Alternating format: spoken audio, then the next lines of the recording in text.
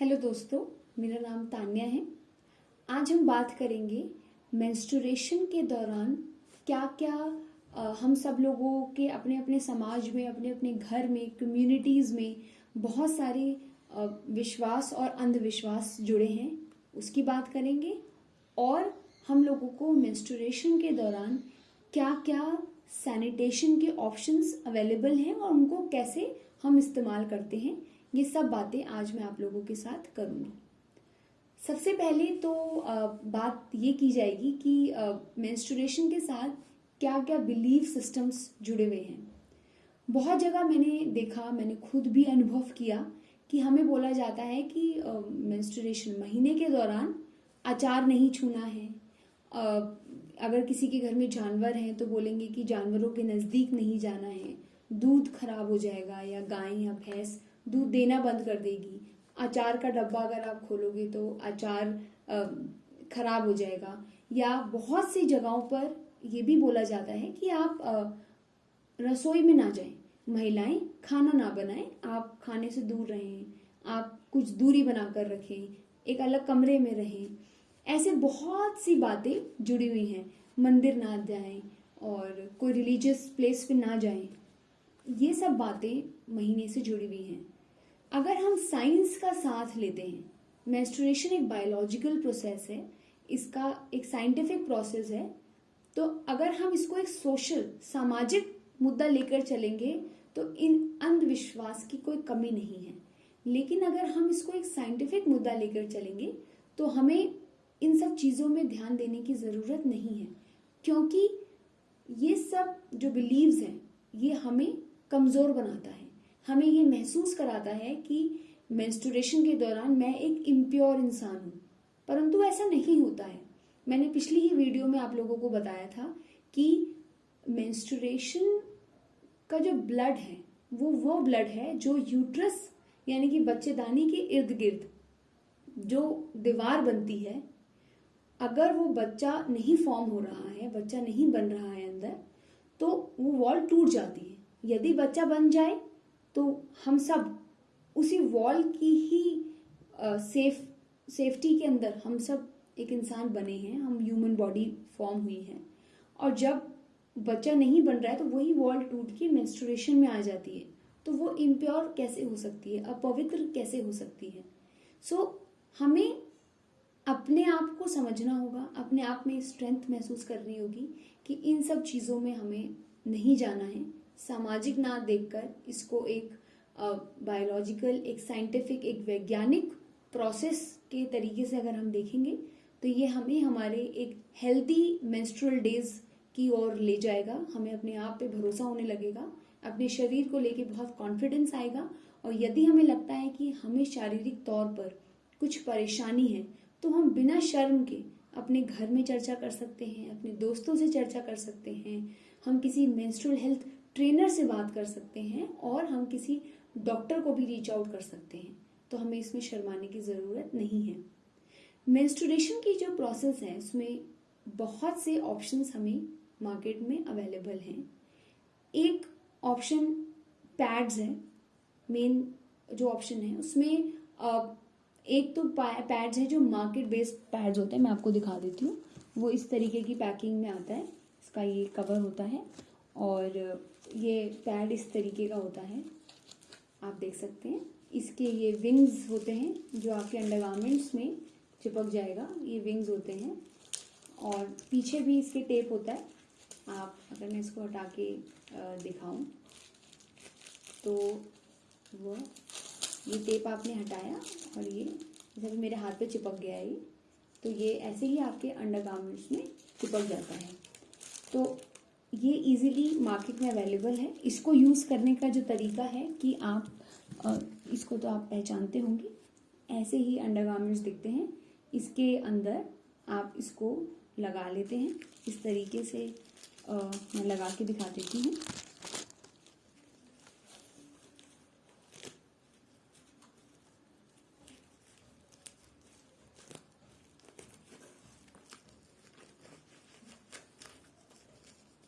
इस तरीके से इसमें ये अंडरगारमेंट्स में ये पैड फिक्स हो गया है।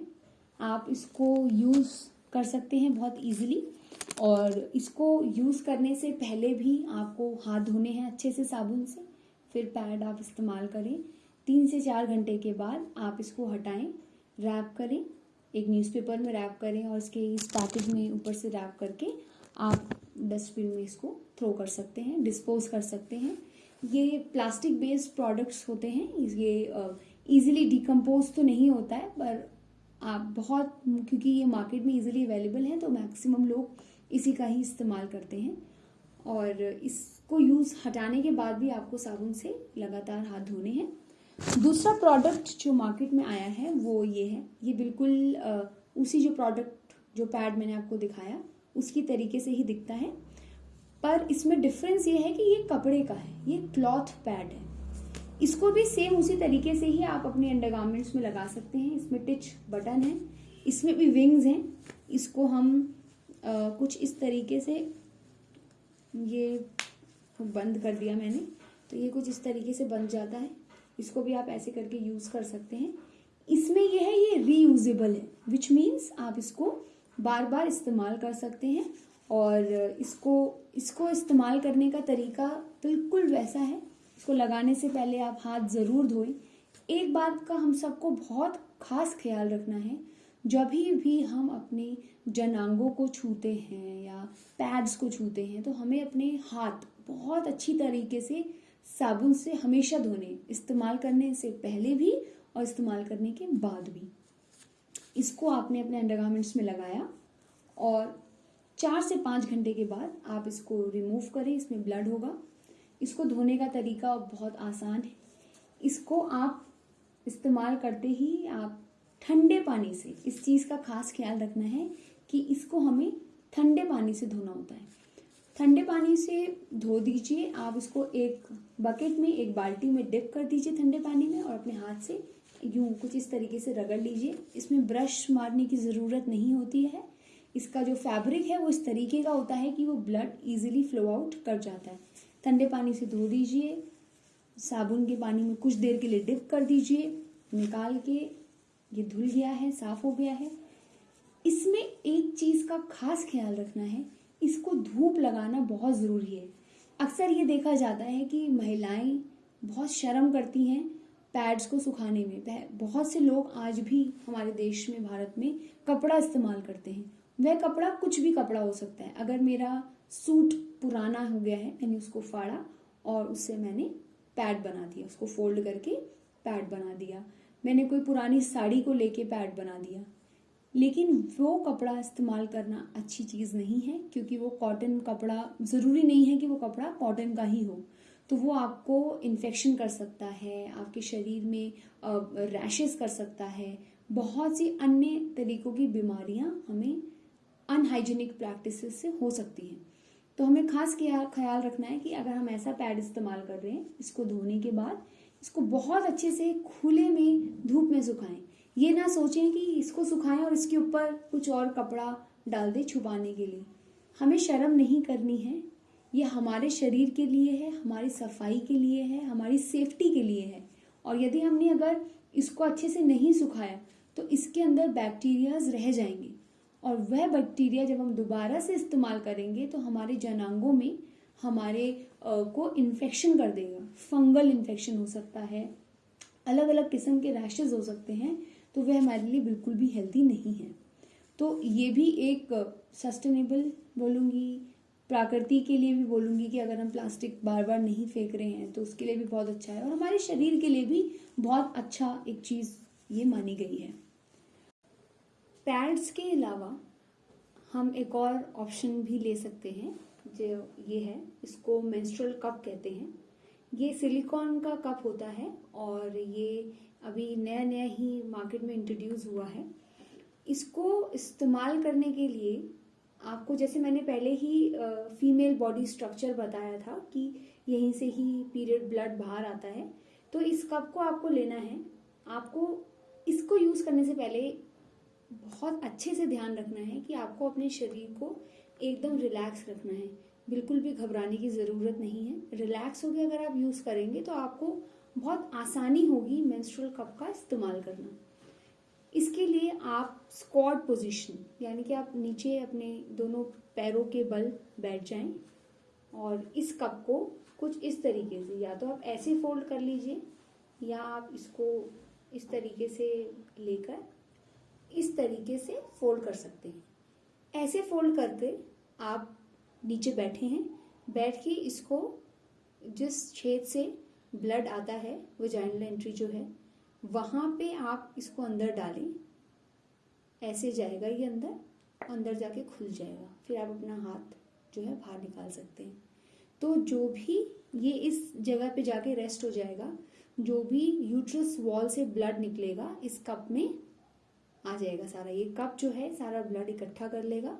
4 से 5 घंटे के बाद आप फिर से इसी पोजीशन में अपने पैरों के बल नीचे बैठें और इसमें हवा होती है ना, ये बंद हो जाएगा तो आप ये एयर टाइट जैसा हो जाएगा।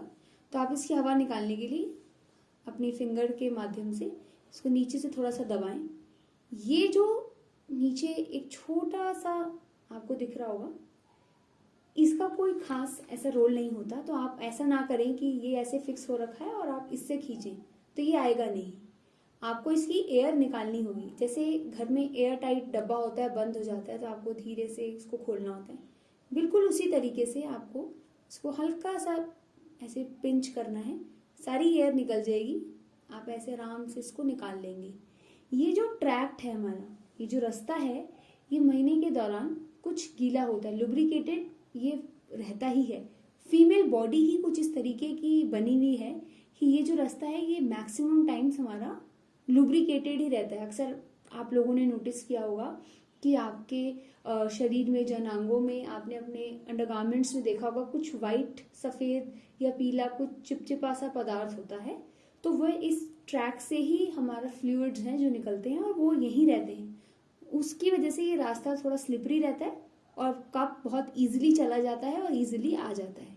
आपको इस जैसे ही आपने बाहर निकाला, इसके अंदर कुछ ब्लड होगा, आपने ब्लड को टॉयलेट में या जहाँ भी आप इसका इस्तेमाल कर रहे हैं आप इसको वहाँ डालें, उसमें पानी डाल के वो सारा जो ब्लड है, खून है, वो बह जाएगा और इसको आप ऐसे ही पानी से धो लें और आप फिर से तुरंत इस्तेमाल कर लें। महीने के 4 से 5 दिन अगर आपको पीरियड्स हो रहे हैं, 2 दिन हो रहे हैं, जितने भी दिन आपको पीरियड्स चल रहे हैं आप उतने दिन इसको इस्तेमाल करें। इस्तेमाल करने के बाद जब आपका महीना खत्म हो गया है, आप इसको गर्म पानी में उबाल लें। उबाल के अच्छे से साफ करके एक पाउच में पैक करके रख दें। अगली बार जब महीना आएगा उसमें आप इसको इस्तेमाल कर सकते हैं। आप चाहें तो इस्तेमाल करने से पहले भी इसको अच्छे से साफ करके ही इसका आप इस्तेमाल करें। तो ये मेंस्ट्रुअल कप है, इजीली इस्तेमाल होता है।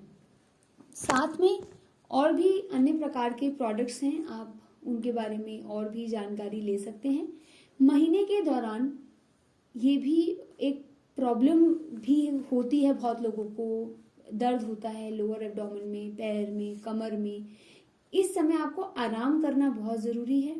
आराम के साथ साथ आप ये इसको हॉट वाटर बैग कहते हैं, इसमें गर्म पानी आप डालेंगे, उसको यहाँ से बंद कर देंगे। जिस भी अंग में आपको दर्द है आप इसको अपने लोअर एब्डोमेन के हिस्से में, पैरों में, कमर में लेके अगर आप इसको आराम करते हैं तो आपको बहुत बहुत राहत मिलेगी। हाइजीन प्रैक्टिसेस में एक चीज़ का बिल्कुल ख्याल रखना है कि हमें महीने के दौरान नहाना बहुत ज़रूरी है। इट्स वेरी इम्पॉर्टेंट कि हम पीरियड्स के दौरान ज़रूर नहाएं, अच्छे से हाथ धोएं, अपने जनांगों को यानी अपने जेनाइटल एरिया को बहुत अच्छे से साफ करें। बहुत जगह कुछ लोगों का ये भी मानना होता है कि नहाने से हमारे पीरियड्स जो है वो ख़राब हो जाते हैं, कि हमने पानी डाला और ब्लीडिंग नहीं होगी, परंतु ऐसा नहीं है। तुरंत हो सकता है कि उस समय के लिए कुछ देर आपको ब्लीडिंग महसूस ना हो नहाते समय, लेकिन नहाने के बाद जैसे ही आप मेंस्ट्रुअल कप, पैड्स, मार्केट वाला पैड या क्लॉथ पैड कुछ भी इस्तेमाल करेंगे तो आप नोटिस करेंगे कि ब्लड बिल्कुल वैसे ही आ रहा है जैसे पहले आ रहा था। तो नहाने से कोई तकलीफ नहीं है, बल्कि नहाना आपकी सेहत के लिए बहुत ज़्यादा ज़रूरी है और बहुत एक अच्छी प्रैक्टिस है। अगर आप इससे जुड़ी और भी जानकारी लेना चाहते हैं, पीरियड के दौरान क्या करना चाहिए क्या नहीं करना चाहिए, सेफ्टी मेजर्स के ऊपर और भी जानकारी आपको समझना है, तो आप हमें संपर्क कर सकते हैं। हमारी ईमेल आईडी नीचे डिस्क्रिप्शन बॉक्स में है और हमारा कॉन्टैक्ट डिटेल्स भी है, आप फ्रीली हमें रीच आउट कर सकते हैं। मैं फिर से बोलूँगी कि पीरियड्स में शर्माने की ज़रूरत नहीं है, बिना शर्माए आप अपने पीरियोडिक साइकिल्स को बहुत अच्छे से समझें, चर्चा करें, सवाल उठाएं और सवालों के जवाब भी ज़रूर ढूंढें। Thank you.